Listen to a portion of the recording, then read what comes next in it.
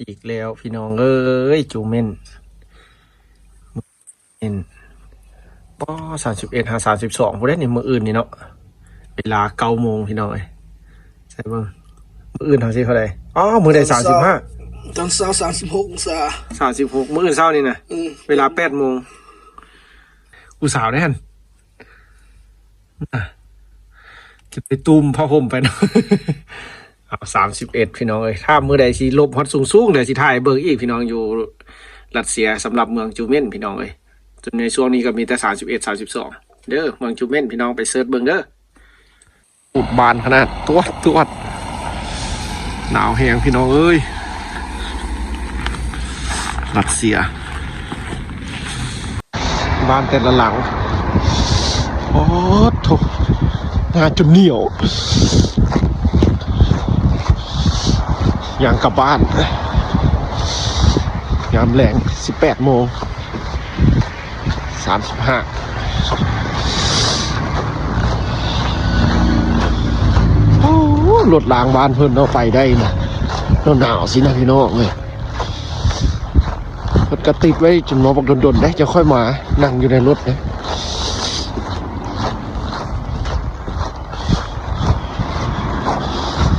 หนาวอีหลีพี่น้องเอ้ยเมืองนี้นี่คัน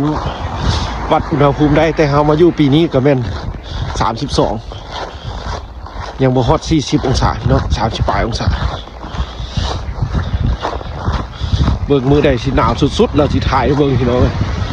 ผู้คนสิอยู่จังได๋คือชีวิตกิลี่บ่เส้นทางเก่าๆเดิมๆย่างกลับบ้านพี่น้องเอ้ยออกจากโรงเรียนมาวันนี้ก็ชิบได้แวะห้านดอกพี่น้องเลยเมื่อเงินกระบาดเลยซะอาหารก็ซื้อไว้เมื่อวานนี้เนี่ยซีนงัวนะโอ้ยบ้านแม่ตู้นี่เราบ้านอื่นบ่ดังไปเราก็ดังตลอดพี่น้องเลยเบิ่งเหือนเรา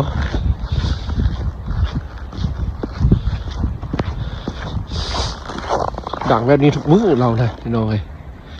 บ้านแม่ตู้นี่เงินแบบนี้จะบ่มีท่อคมห้อนพี่น้องเลยเขาก็มาป้มเอาน้ำอยู่นี่พี่น้องเลย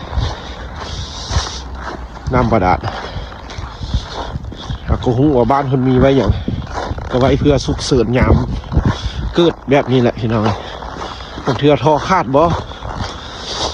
น้ำบ่มาสิเขาก็จะได้มาเอาแนวนี้ไปใช้เพื่อแก้ไขยามค่ำคืนว้าวหนาวแห้งอีหลีมื้อนี้ส่ง3 ตัวยังจนเย็นขาดจิตๆเลย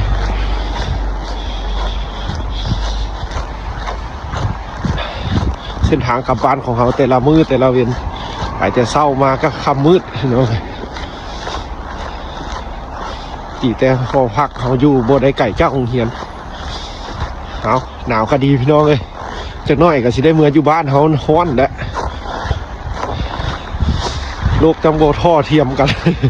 วันหนึ่งหนาววันหนึ่งฮ้อนแต่ฮ้อนโหด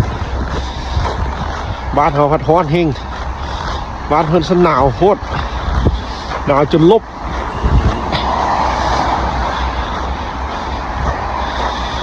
เส้นทางก็จะเป็นน้ำแข็งวัดพี่น้องเลยรถรางอ่างห้า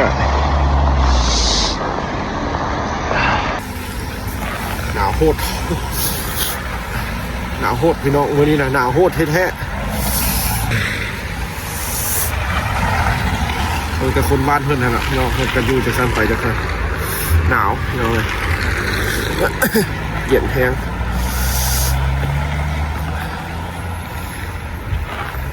ชีวิตรัสเซียพี่น้องเลยแต่ละมือแต่ละวันไปแต่เช้ากับค่ำกับมืด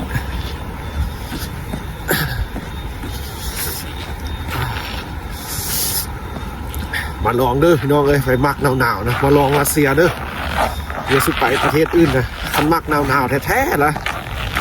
ที่สุดในโลกนะที่มารัสเซียเลยเจอแท้พี่น้องเลยพัดเสื้อเขานุ่งมี3-4 ตัวในซ้อนกันหนาวบ้านเขาแล้วยาซื้อพี่น้องเลยไม่ไปซื้อเครื่องกันหนาวที่แบบ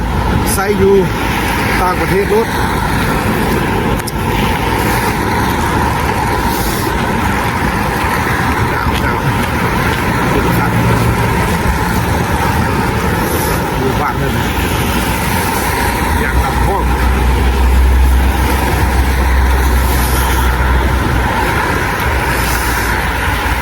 องเลยอยู่วันอื่นเลยเป็นอะไรหนาวบ่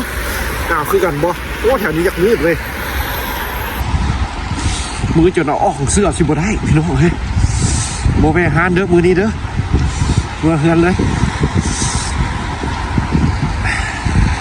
ใครแต่บ้านเฮือนแบบโบเป็นตาย่านพี่น้องไปกลางค่ำกลางคืนก็ได้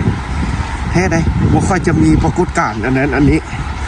แต่มาอยู่นี่ได้พี่น้องเลยบ่เคยเห็นโจรขี้ลักนี่แห้งบ่มีอยู่รัสเซียพี่น้องเลยแต่เอ็ดเหี้ยไว้นี่ผมเชื่อคนยังกลับคันเทนเขานี่คนยังเอามาส่งเขานะคันเขาเอ็ดเหี้ยนี่ชิงของเลยปลาไปใส่กับบ่มีเสีย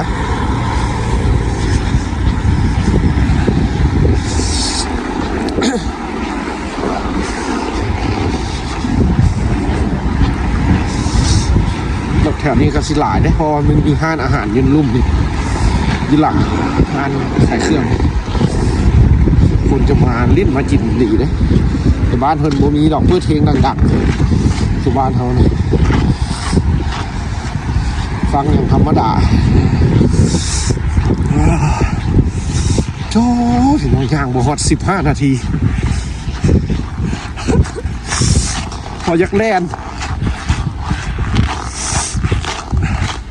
พอยักแล่นเลยตอนนี้มือเบื้องนี่เอาออกของเสื้อบ่ได้เลย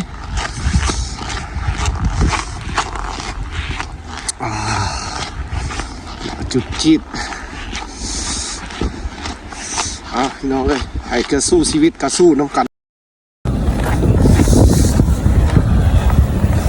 โอ้ยเย็นสุด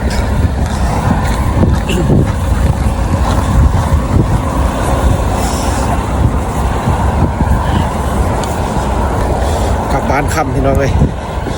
ก็ได้ออกจากโรงเรียนมาเย็นฮะมือเย็นแห้งพี่น้องวันนี้นะ